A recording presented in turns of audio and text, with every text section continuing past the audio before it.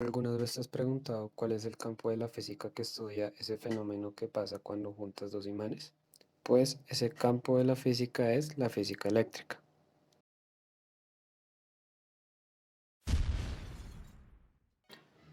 Ahora bien, para entender este campo de la física es necesario definir qué es una carga eléctrica.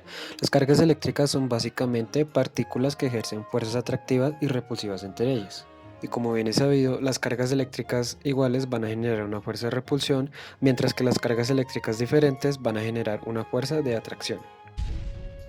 Este tipo de fuerzas fue descrita por el matemático, ingeniero y físico Charles Augustin Coulomb, el cual desarrolló una fórmula en la cual describía su teoría, la cual nos indica que existirá una fuerza cuando haya presencia de dos o más cargas separadas a una determinada distancia.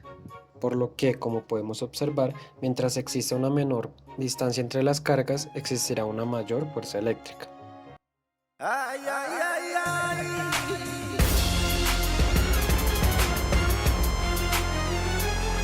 Y por sencillo que parezca, es muy importante tener claros todos estos conceptos, ya que esta ley servirá como eje principal para todos los conceptos que se tratan en esta área de la física, por lo que su entendimiento nos será bastante útil. En este punto es importante preguntarse el porqué de este fenómeno. Pues bien, este comportamiento se da gracias al campo eléctrico. Un campo eléctrico es un espacio vectorial en el cual interactúan diferentes cuerpos y sistemas obedeciendo algunas propiedades de naturaleza eléctrica. Algo importante a tener en cuenta es que cuando la partícula sea de carga positiva, las líneas que representarán su campo serán opuestas a la partícula, es decir, serán salientes. Y en el caso contrario, cuando la partícula está cargada negativamente, las líneas de campo se representarán en dirección a la partícula, es decir, serán entrantes. Pues bien, para calcular el campo eléctrico haremos uso de la siguiente ecuación, la cual podemos interpretar como ante la presencia de un campo eléctrico y una carga de prueba, se comprueba la existencia de un campo eléctrico si dicha carga de prueba experimenta una fuerza. Sin embargo, ya que el campo eléctrico se calcula sobre un pequeño punto en el espacio vectorial y ya que eso representa una distancia, se podrá calcular también con la siguiente fórmula. Otra cosa a tener en cuenta es que la distancia que se representa en la ley de Coulomb es totalmente diferente a la que se representa en la ecuación de campo eléctrico.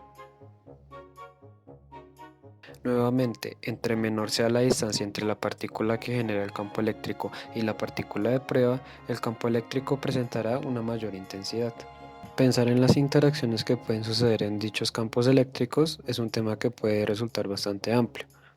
Uno de ellos son los campos eléctricos uniformes, en los cuales se estudia la trayectoria de una partícula cuando ésta pasa por la interacción de dos campos eléctricos.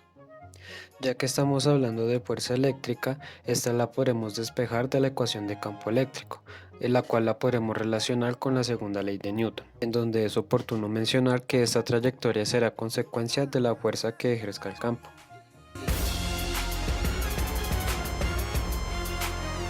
Por lo que tendremos bastantes herramientas que nos permitirán explicar diferentes fenómenos físicos que se presentan en estas situaciones. Por último, es importante mencionar que cuando una partícula de carga positiva entra en un campo eléctrico uniforme, esta tendrá un sentido de fuerza a favor del campo, y en el caso contrario en el que la partícula sea de carga negativa, esta se opondrá a la dirección del campo eléctrico. Visto todo esto, podemos afirmar la importancia que tiene la ley de Coulomb en la explicación de los diferentes fenómenos físicos mencionados, al igual que las leyes de Newton, puesto que cuando hablamos de campo eléctrico uniforme, también se presentan diferentes tipos de movimientos que pueden ser estudiados con las mencionadas leyes. Mi nombre es Andrés Felipe Lugo y gracias por ver el video.